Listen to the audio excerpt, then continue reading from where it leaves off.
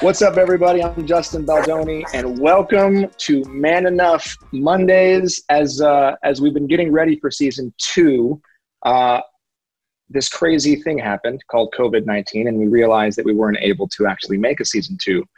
So we pivoted, and we thought, because so many men are feeling the need to be strong during this pandemic, so many men are feeling the pressures of traditional masculinity and also just life. A lot of us have families, a lot of us have kids, a lot of us have lost our jobs. We wanted to create a version 1.5 of Man Enough beamed directly into your lives and into your homes every single Monday to help us at the end of the day have conversations we don't normally get to have with our friends. We have 3 incredible men. Starting it off, we have Dr. Ian Smith. He is a Harvard-educated physician and nutrition expert. He's written over 15 books. 8 of them have been New York Times bestsellers. Dr. Ian Smith, what's up, my man?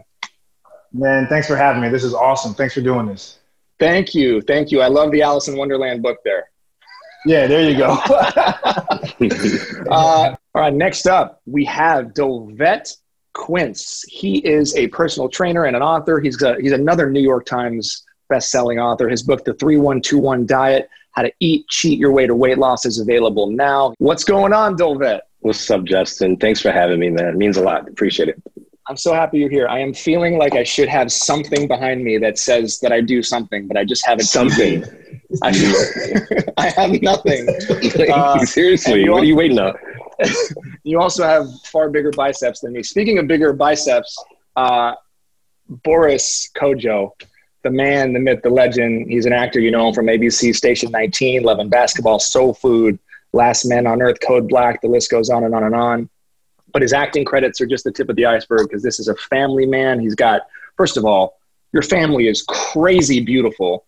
I don't know what you put in the water in your household. But you and your brother also have this really cool app called CoFit, where you guys all get together and it's like this go-to resource for people of all ages to help people enjoy their life and their body and just like get more active. You are all incredible, and I'm so grateful that you guys are here with me today. Boris, thank you for being here, man. Thank you, Justin. Pleasure. I don't know why you have these other 2 on, but that's okay. What? You don't know why? I don't know why these other 2 are on, but it's okay. Because we actually have something to say. By the way, Boris, I really appreciate all the stuff you're doing with getting masks to the first responders, man. I think that's really beautiful. Yeah. Oh, thanks. Yeah, that was actually my wife's idea, and she was so spot on, because those are people who put their lives and their safety on the line for us every single day. So we need to do everything we can to support them. It's amazing, man. Well, we all appreciate you doing that and using your platform for good. And real quick, speaking of using platforms, I want to do a quick shout out to our sponsor, Old Spice. I need some of that. I've been fresh, I can tell you, but I've been using Old Spice for like 16 years. I actually got it because the dude in my school who got all the girls wore Old Spice, and I was like, "Oh, that's going to work for me." It did not work for me, but yeah, I'm sure it was a real problem for you. All right, so the most important part of Man Enough is honoring where we are and who we are. And I want to just start before we get into anything about how we can become better or any tips or tricks or ideas of working out or anything like that. I just wanted to first ask all of you, how are you doing? I think we're all alike in that we're always concerned about our loved ones, and especially the father and the husband. I think our primary focus is always on how are they doing? What can I do to help them get through this? What can I do to support them? And sometimes we forget about ourselves. We forget that we have to make sure that we love ourselves and we take care of ourselves before we can expect us to do right by others or to love others the way they need to be loved. So, quarantine is another opportunity for us to develop that introspective and to go inside and to understand that it's not important what happened a week ago. It's not important what's going to happen 2 weeks from now. That let's focus on the right now. Let's focus on where we at mentally and spiritually right now. And sometimes it's just as easy as breathing inhaling, exhaling 10 times deeply in the morning when you get up. Just sort of center yourself. A lot of people are intimidated by meditation because it almost seems like you have to know how to not think, how to create that. People talk about stillness and quiet in your brain, which doesn't exist. So when people talk about that, I always laugh. It's like that it doesn't exist. Our mind goes 100 miles an hour every single second of every single day. So when we try, you okay, Ian? Sorry. He literally keeled over. You went black. You went black.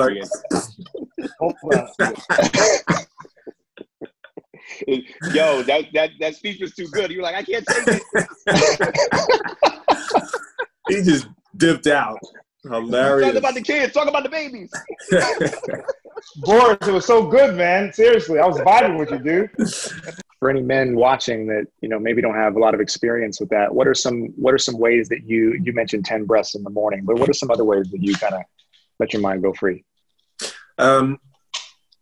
Don't be dogmatic about trying to control your thoughts, because when we desperately try to not think about something, for instance, what happens? We think about it more. Think about something. We think about it more, right? Thoughts are the language of our brain, and emotions are the language of our bodies. So in the morning, it's as simple as taking 10 deep breaths and focusing your thoughts on the actual physical, what happens in your body, your lungs, when you inhale, and then when you exhale, they expand, right? So just to focus on that, on the physical action that takes place inside your body, sometimes will help you get to a place where you're peaceful. People say count sheep, right? When you're trying to fall asleep. That's the same technique. I was going to say count breaths as well. You say counting sheep. So if I take 4 breaths in and 7 breaths out, and I constantly do that sort of a thing, where that number, maybe it's 4 and 6, maybe it's 4 and 7, whatever that number is, to Boris's point, it gives me something to focus on. And the more I do it, the more calm I become. I came up with something called the 5G method. Tell me if you guys like this. 5 Gs, meaning that obviously we have 5 fingers on our hand. In order to make a fist and an impact, you need all 5 fingers. So those 5 Gs represent gratitude. First thing I do that I wake up in the morning, you know what I mean? I'm laying down in bed, I open my eyes, and I'm grateful for my son. I'm grateful for the roof over my head. I'm grateful for my position in life. I'm grateful to have everything that I have. And, my spirit, my strength. My second one is guidance. I ask God for guidance. All right, where should I go? Who should I speak with today? Whose life can I affect? Who should I speak to affect mine? The next thing I do in that 5G method is I graze. I make good choices. I get into that kitchen. I make quality choices so that my body can function at a high level, right? And then I go, meaning that I move, I work out, I put some sort of movement in. And then the last thing is give. For all that I get in my life, for all the conversations, for all the movement that I get, I give out to friends and family and strangers, and I give it all back. So that 5G method goes a long way in my DNA and what I teach. Your original question, Justin, was what happens about us? Like, how are we taking care of ourselves? And Boris is right. You got to take care of yourself first. I made a commitment like Dolvett. I said 2 things. One, I'm going to work out like a beast while I'm sheltered in place, because I travel a lot all the time like Boris and Dolvett. And I said, I'm going to be home. I'm going to work out like a beast. I'm lucky enough to have a basement gym. I understand a lot of people aren't, but there's some stuff you can do with bands too, by the way. But the other part was this. I said, I want to try to help people. So on my Instagram page at Dr. Ian Smith, I put up a 2-week free meal plan that people can eat at home with some basic things. I do exercise videos like Boris does on his Instagram. I just think that this is a time to give and to inspire people. 1,000%. As men, we're leaders, right, Justin? We're leaders by nature. And I think Boris brought this up. We want to, take care of our families. We want to make sure that they're good. And sometimes we tend to neglect ourselves. But if we take a moment to take care of ourselves first in a selfish way, our family actually gets the better version of us, right? They don't get the low percentage version, the depressed version, the stressed version. They get the high quality, strong version, the shield and the sword guy. You follow what I'm saying? So I think when we do that, we're all busy. We all have a life prior to this whole pandemic. It's true. But we had a life because we had a sense of purpose outside of our walls. We can still be in these walls and have a sense of purpose, even if it's as big as our family being our sense of purpose. You know, we're speaking about mindfulness. We're speaking about meditation. Don't do that alone. Invite your wife in the room with you. Invite your kids in the room with you. You follow what I'm saying? Watch their light, you know, and kind of, you know, inspire you. Wow, my daughter's over here doing this with me. And I think that sense of purpose will give you something to look forward to while we're in these walls. I've always said my actions today are their memories tomorrow. Max. And you know, I'm curious, speaking of that, how are you guys doing with balance between, you know, because we're talking about how it's important to take care of ourselves. So Dolvett, as you said, we can show up for our families. But now we're all in one place. So I'm curious, do you guys, is there any struggle with figuring out like, okay, well, all right, from this time to this time, this is going to be daddy time. This is going to be my time. From this time to this time, I'm going to be with, or is it less regimented and more open in your houses? I'm just curious what you guys are doing for the balance. I think this time right now with the quarantine requires us to be a little intentional about structuring our kids' day, because you know there's a lot of temptations to go on all these devices and online and get distracted by bullshit. And you know, my kids have been in online school for 6 months, so they have a pretty regimented day in terms of school, the schoolwork they have to do, and I add to that. I give them tasks that they need to do, and then they need to exert themselves physically every day. I think that's important. And it allows me to work on myself too. You know, I don't believe in balance. I believe in prioritizing because we have so much going on. Sometimes it's tough to keep all the balls in the air at the same time without dropping them. So I focus on two at a time, and then I put them down and I focus on the next two. And right now for me, it's a very introspective period in my life where I've been going really deep in myself and trying to figure out some things, trying to figure out patterns from my childhood and how that's impacted me, relationships, career, whatever. Because we get to periods in our lives where we get stuck. And in order to get unstuck, we have to do some work. And, you know, when you're successful and you enjoy a great life, sometimes you forget that you're still dealing with paradigms and patterns that could be prohibitive of gaining a greater awareness. So I've used these last couple of weeks to read a lot, to go deep, and to sort of ask myself some questions. Justin, can I add to that real quick? Just real quick. Please add to it. Yeah. Life isn't over here, guys. It's not over. You know what I mean? I think we're having this conversation. It's a bit morbid in the sense that, you know, what are you doing? How come? And I appreciate that.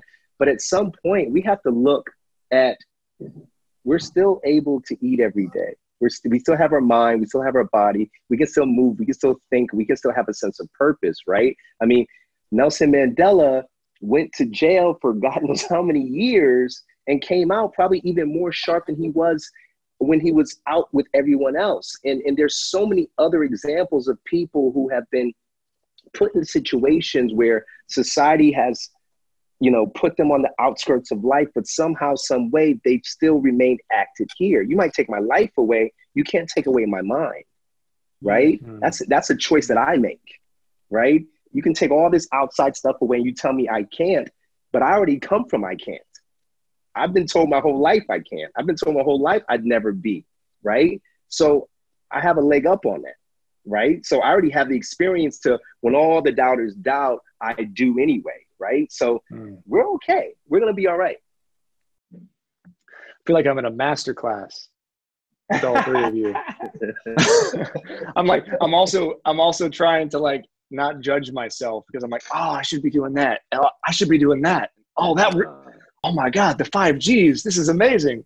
I honor each of you men because I think it's really interesting because you're all doing similar things, and it's like those circles. You guys are sharing space right in the middle of all three of your circles, and I appreciate that. I think it's going to be really helpful to a lot of people. Getting super specific. how are you guys eating right now? How's the you talked about like one of your 5Gs, Dolvett, was grazing. It's very easy to graze all day long if you're not careful. How's the food grazing consumption going in each of your households? What are you guys eating right now? I think that's a struggle, but it's okay. Like my son just poked his head and asked if I wanted some pancakes. He made some pancakes. I said, absolutely, give me some pancakes for sure. Absolutely. You damn right. You damn right I want some pancakes. Yeah, Is eating cereal at like 11 o'clock at night, or is that just me? I just crave cereal at like 9, 10, 11 o'clock. That's all I want to eat. Yeah, I mean, right now, in this heightened state that we're in, if you will, this new norm that we're facing, comfort food is everything. For a lot of people, comfort food is where it's at. And I always say I don't believe in diets because diets aren't sustainable. I don't believe in depriving yourself of foods you love because it's not sustainable. You're not going to keep it up. So I don't do that. I think it's portion control. I think, and I know Ian can speak to that way more eloquently than I can. But it's about finding what you like and then getting at it in moderation and balancing it out with physical exercise. And I'm not, crazy about maintaining a 5% body fat right now because it's not necessary. So I eat whatever I want. I'm a subscriber of intermittent fasting. It works for me. Mm-hmm. So I keep that up. Are you doing 12 hours, 14 hours, 16 hours? What's your specific? I usually do 16 and 8 and 16, sometimes 6 and 18. I haven't had breakfast for years because I'm not a farmer. I don't need food at 7 a.m.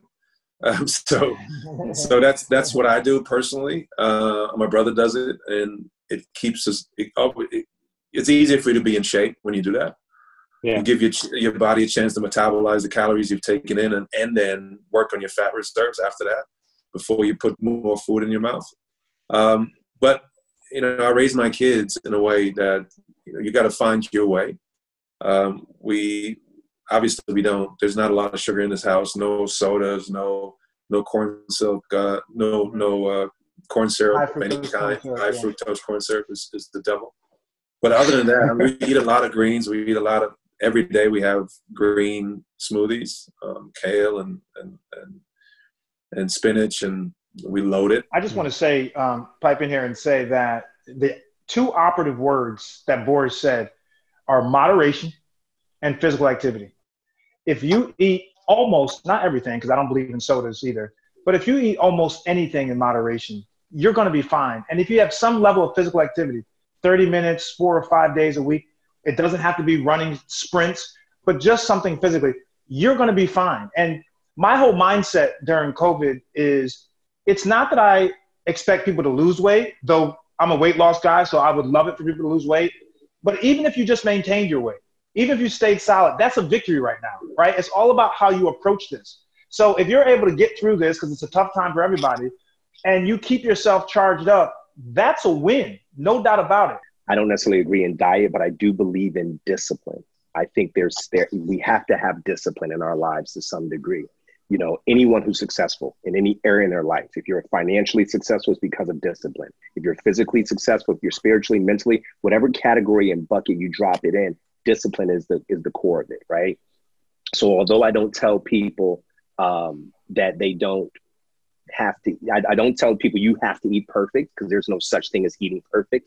I do think that if you lean towards eating clean, you can earn those times that you make choices that are freedom-based, right? I can make good choices. You know what? I earned this glass of wine or 2 glasses, or you know what I mean? I earned this piece of cake. In Boris's case, I earned those pancakes. You know what I mean?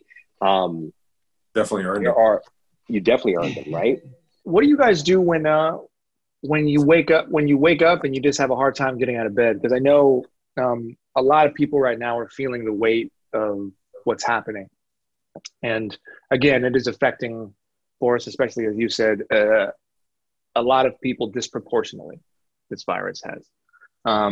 But to a certain extent, the reality is everybody in some way is suffering in some capacity. And I'm just wondering, what do you guys do when you're feeling the weight of the world, when you're feeling a little down? Maybe you consume too much news, or you've been on screens too long all day, or maybe you've lost your job and you just have a hard time getting out of bed and you're feeling down. What are some little things that you guys do to like ignite your life, kind of get your body moving, get your mind moving, get out of the funk?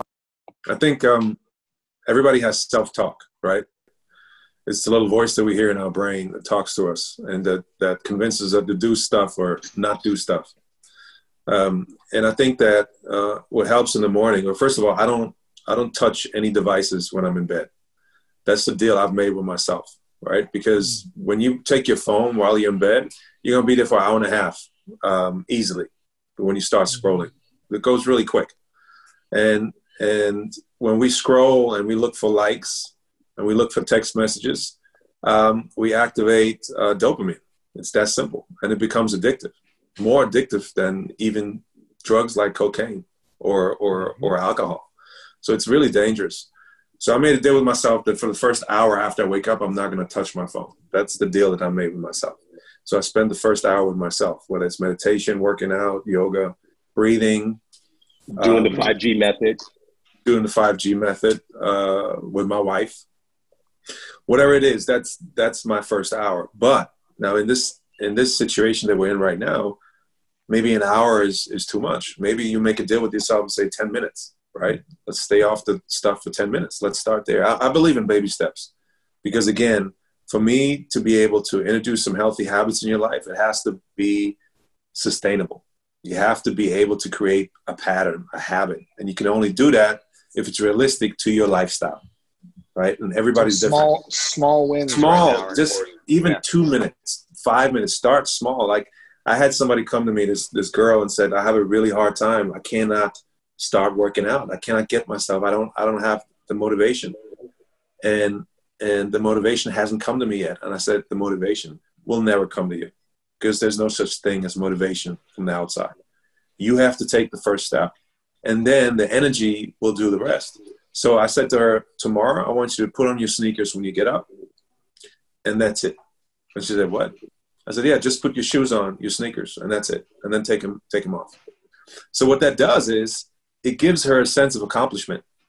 Even though the goal was tiny, tiny, tiny and had nothing to do with working out. But still, it gave her a sense of something that she accomplished, a feeling of success. And now you can build on that. Tomorrow, put your sneakers on and your workout clothes. And then the day after, put your sneakers on, the workout clothes, and go outside, walk to the mailbox and walk back inside. So everybody can set tiny goals like that, which then affects not just their immediate goals of working out, but it affects their whole day, how they conduct themselves in the work environment, relationships. It has a huge effect on your entire life.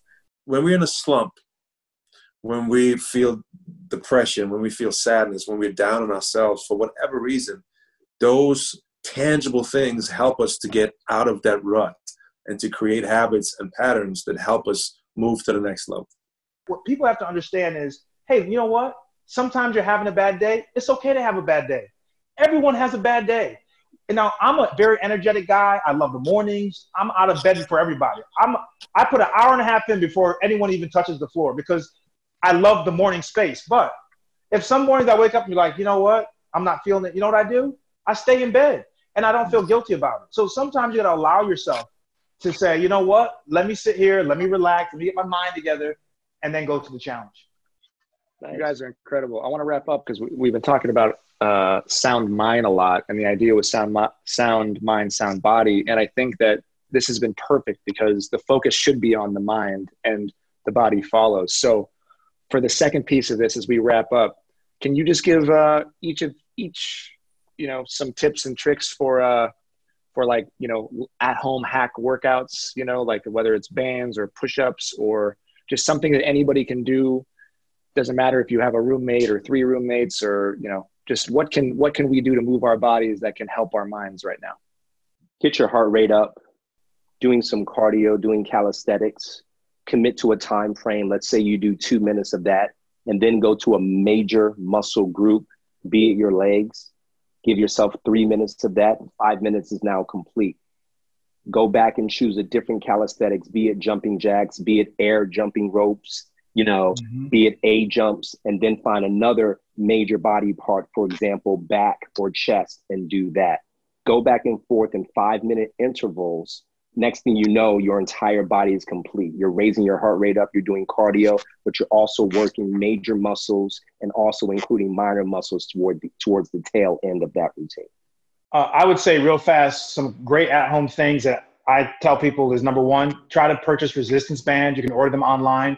They have different strengths. They're phenomenal. You can still get that nice burn. On my Instagram, I show you I show you a curl, it's really great. Also, use what you have. If you got a chair, you can do tricep dips. You can do step ups to work on your quads. You could do squats with one leg extended on the chair. If you have steps in your house, up and down a flight of steps is considered one set. Try to do 10 sets consecutively. Work your way up to that. So use what you have. Believe it or not, you have luggage. Put books in your luggage and use that to hold it, to lift, to walk around, farm lifting where you just hold something for 10 feet. Make use of all that you have. Trust me, you have what you need inside your house. You just have to be a little creative. Good stuff, guys. Yeah, I would say keep it simple. I'm the king of 5-minute workouts. So I would say pick 4 exercises, do them 20 seconds each, 3 times over. So a circuit 3 times, 4 exercises, 20 seconds each. And then repeat that 5 minutes. That's all it takes every single day. Next week or 2 weeks after that, go to 10 minutes. That's right. I love that.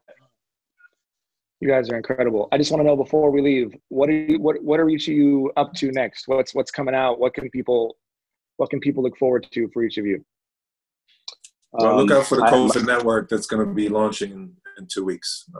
You can get all the advice you need, whether it's nutrition, workouts, mindfulness, everything from yoga to easy workouts to beast mode. It'll be there 2 weeks. And where do we get it? Where do we look for it? Kofit.com. Kofit.com. Kofit, yes. Amazing. And where can we all support your masks as well? Oh, the masks are gymwrap.com. It's my wife's company. Gymwrap at gymwrap.com. And every mask you buy, we'll give a free one away to a first responder. Awesome. Amazing. I want to say, sorry. Oh, go Ian. No, you go. Yeah. You don't have to hold it up, Ian. There's a billboard behind you. Stop holding it up. I love it. My new book. Hey. You should hold up the billboard. Listen. Put the billboard in the screen. I'm not like you. I can't get real billboards. I got to make my own billboards up. You got the Hollywood billboards.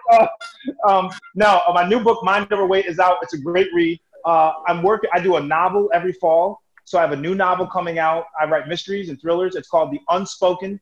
It's about a Chicago private investigator who used to be a detective who left the force under a cloud and now takes on select cases around the city. So every year for 3 years, I'm going to do a health book in April, and in the fall, I'm going to do a mystery.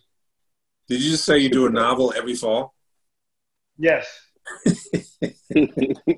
I got 16 books coming out next month. I think what I want to see is Boris Starr. I want to see Boris Starr in every single one of your novel. Yeah, we got to talk about it again. We talked about. I love that. I love the book that you gave me. Dolvett, what are you working on? What do you got coming up? I built my platform, Dolvett.com, just to do more work like this, where I'm actually helping and coaching people through mental health and physical movement. My second book is just about that. I didn't want to write another book about diets or exercise specifically, but I wanted to talk about mental health and spiritual health, emotional and social health, and cover those platforms. So the next book is entitled Work Out the Doubt, and that's going to be dropping here in the next few months. And working directly as an ambassador with a pharma company for type 2 diabetes and helping out my initiatives there.